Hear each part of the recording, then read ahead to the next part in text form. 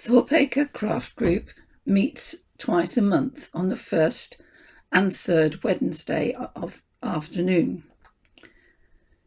During the first lockdown, members were missing seeing each other, and it was suggested that we try and meet over Zoom and form a virtual craft club. To bring us all together, we decided to do a project, and we wanted to exhibit the range of crafts that each of the people produce. And the result is this wall hanging. I will try and take you quickly through the items, but there is a more detailed description available should you wish to read it. If you look top left, you can see a felted square. This technique was used to make a seat pad. Crossing over it, there is a little yellow headband, using an ancient Viking knitting technique. Then moving to the top centre, you have a crocheted rainbow, a symbol seen in so many windows during the first lockdown. Continuing across the top towards the right, there is a handmade card.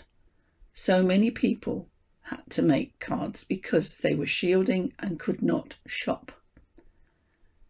There is a watercolour painting of a tiger, and this was produced over a 1-hour Zoom class. If we go underneath these items, there is a small cardigan for a premature baby. Lots of these cardigans have been produced by our members and donated to either Leicester or Nottingham hospitals. To the right of the cardigan is a crochet square representing a water lily on the theme of Monet's garden. This lady had produced a complete blanket depicting the garden, and this was one of them. In the bottom right-hand corner, there is a use of recycled ribbon and bows from Christmas crackers, and they were made into this decorative cushion. To the left of the cushion, there is an example of rug making. This lady actually makes illustrations, but it's an old technique using pieces of rag and was used to make cheap rugs to cover stone floors. Continuing along the bottom to the left of the rug, there are examples of English paper piecing. This is a technique, again using recycled material from olden times, where hexagons were made and pieced together to form quilts and throws. Moving along next to the paper piecing to the left, there is a pen and ink drawing prepared by a lady of her daughter's dog. In the bottom left corner, we have another example of a homemade card, this time using mainly die-cut techniques, and she was using it to symbolise a thank you to the NHS.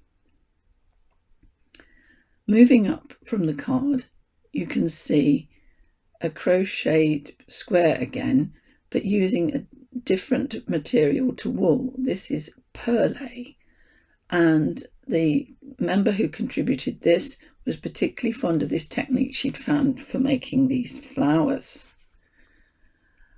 To the right of the perlé square, you can see a mask extender. Our members were making things like the mask extender for PPE wearers to stop their ears hurting.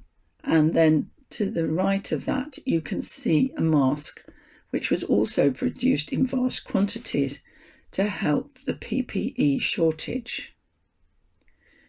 In the centre, you can see a cross stitch of a lady doing cross stitch, because the contributor of this item says that she spent most of her time doing cross stitch during the lockdown, and it is a great love of hers.